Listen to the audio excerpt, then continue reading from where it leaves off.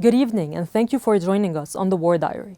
On the 367th day, exactly 1 year since the onset of the war, here are the main highlights of the day at 7:30 p.m. Beirut time.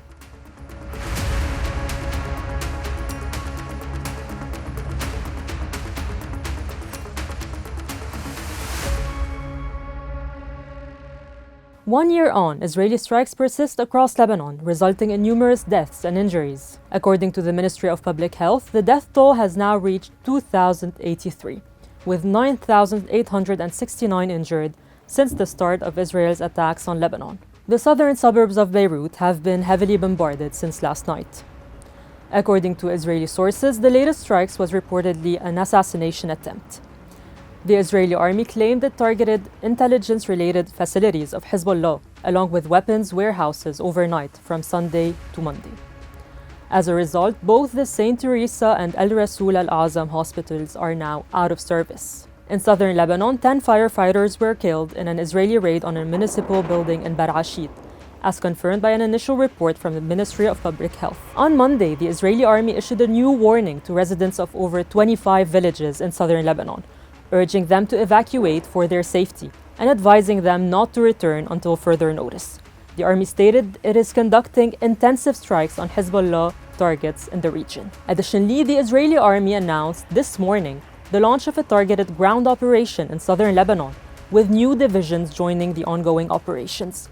Meanwhile, UNIFIL warned of a serious escalation and condemned the Israeli army for endangering its troops by positioning forces near their posts. For its part, Hezbollah announced in a statement released on the anniversary of the Al-Aqsa flood operation that, and I quote, "There is no place for this temporary Zionist entity in the region." The group expressed confidence in its ability to repel the aggression. Hezbollah also announced it had targeted several Israeli settlements, military bases, and Israeli army gatherings in southern Lebanon, including Tunir, Marun al-Ras, and Rmesh.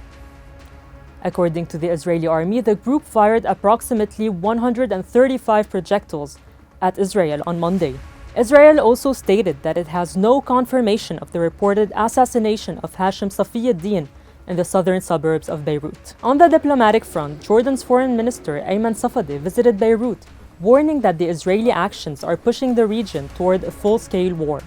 He strongly condemned Israel's escalating aggression, stating that the conflict, which began in Gaza and has now spread to Lebanon, risks dragging the entire region into a catastrophic confrontation. For his part, French Foreign Minister Jean-Noël Barrot stated in a conference in Jerusalem that Hezbollah, and I quote, bears a heavy responsibility for the escalation of the war in Lebanon, where Israeli forces continued bombardments and launched a ground offensive against the Islamist movement a week ago. In Gaza, the Israeli army reported that at least 4 projectiles were fired from the Gaza Strip during a commemoration of the October 7 attacks. Hamas claimed responsibility, stating they targeted locations in southern Israel, including the Rafah crossing, Kerem Shalom crossing, and Kibbutz Holit. In retaliation, the Israeli army struck Hamas rocket launch sites and underground infrastructure across Gaza. Israeli forces also conducted artillery strikes on central Gaza targets that pose a threat to their troops. Internationally, European Union Foreign Policy Chief Joseph Borrell expressed deep concern over the worsening situation, warning that the region was on the verge of an uncontrollable conflict. He called for an immediate ceasefire on all fronts, emphasizing that it was the only way to release hostages and prevent further escalation. US President Joe Biden and Vice President Kamala Harris condemned the October 7 attacks by Hamas, while also acknowledging the significant civilian casualties in Gaza caused by Israel's retaliatory military actions. Both Biden and Harris reiterated their commitment to Israel's security, while urging for a diplomatic solution to achieve peace in the region. French President Emmanuel Macron expressed solidarity with Israel and the victims of the attacks, while also advocating for a ceasefire. Macron reiterated France's commitment to Israel's security, but stressed that the time for peace negotiation had come. However, Turkish President Recep Tayyip Erdogan criticized Israel, accusing it of committing genocide in Gaza. Erdogan reiterated that Israel would eventually pay for its actions. That's all for today's recap. Join us tomorrow for another overview of the situation. Until then, stay connected on This is Beirut's website and on all our social media platforms.